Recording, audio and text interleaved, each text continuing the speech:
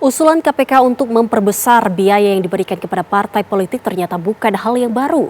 Presiden Prabowo pernah menyampaikan usulan tersebut pada saat masih berkampanye di Pilpres. Walau bisa menjadi solusi untuk memberantas korupsi, namun tambahan besar biaya untuk parpol harus dibarengi dengan transparansi dan akuntabilitas.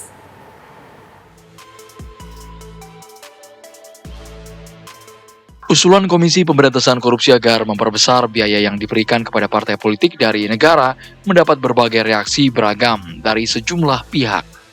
KPK menyoroti maraknya pejabat publik yang terseret kasus korupsi akibat tingginya biaya politik yang harus dikeluarkan seseorang untuk bisa menjabat di pemerintahan. Politisi Gerindra Daniel Ansar Simanjuntak menyebut, usulan tersebut pernah disampaikan Presiden Prabowo sebelumnya. Dalam visi misi Pak Prabowo sebagai capres, kemudian Partai Gerindra juga kami mendorong agar partai politik dibiayai oleh APBN.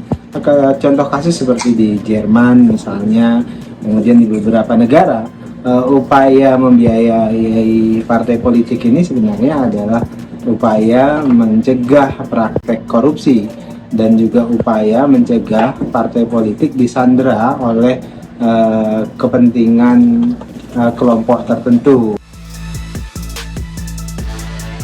Sementara itu Perludem menilai usulan untuk memperbesar biaya dari negara bisa menjadi salah satu solusi, namun tetap harus ada transparansi dari partai politik.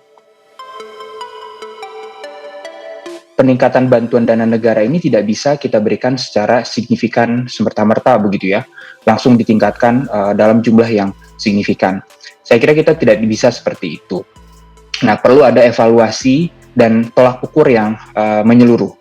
Sebagai contoh misalnya, kita tingkatkan secara gradual bagaimana kemudian partai politik dalam konteks transparansi dan akuntabilitas pelaporannya itu sudah terjamin, baru kemudian kita bisa tingkatkan kembali. Jadi tidak langsung secara signifikan ditingkatkan tanpa adanya mekanisme transparansi dan akuntabilitas bagi partai politik itu sendiri, seperti itu.